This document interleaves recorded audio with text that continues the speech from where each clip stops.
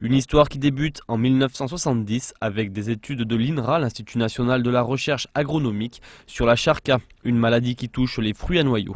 38 ans plus tard, la production française a baissé de moitié et certains producteurs très touchés par ce virus étaient reçus devant le tribunal administratif ce mardi 16 décembre. Ces derniers espéraient une décision de l'État mettant en cause l'INRA et leur permettant de réclamer des indemnités. Nous avons découvert le virus, nous, dans nos propres vergers, en 1992, autour des deux stations INRA de la Marine et des Garrigues à Manduel et à Bellegarde. Nous avons déclaré, nous, arboriculteurs, tout de suite au SRPV que nous avions cette maladie-là. Et nous avons appris petit à petit que le SRPV, la protection des végétaux, savait depuis 1984 pour l'un, 1985 pour l'autre, que cette maladie existait dans les vergers de l'INRA. Et jamais, jamais, jamais nous en ont parlé, jamais ils nous ont dit que c'était un truc grave, jamais ils nous ont dit qu'il fallait faire attention, qu'il fallait prospecter chez nous. Jamais ils n'ont fait ces prospections-là non plus. Et maintenant nous nous retrouvons avec des vergers qui sont complètement foutus. Ce mardi, le verdict du tribunal administratif donnait raison à l'INRA.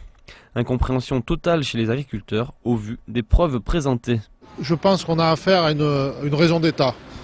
Carrément, quand on écoute les résultats du commissaire du gouvernement, c'est vraiment, je dirais, les jeux sont faits. Depuis un moment, les juridictions se réunissent toutes en même temps, Grenoble, Marseille, Nîmes, Lyon.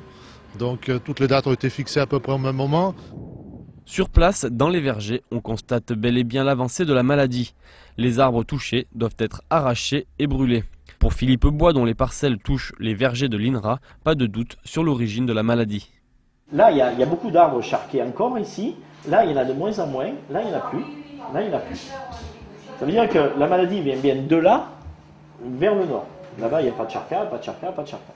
Beaucoup de parcelles arrachées ne sont plus replantées, le virus étant toujours présent. Les producteurs s'inquiètent aujourd'hui d'en arriver au niveau de la Grèce, pays d'origine de la charca, où les productions de pêche et d'abricots ne sont utilisées que pour les conserves. Quelques jours après son passage au tribunal administratif, l'INRA consent à recevoir les producteurs pour s'asseoir autour de la table et trouver une solution pour que survive une partie de l'agriculture française.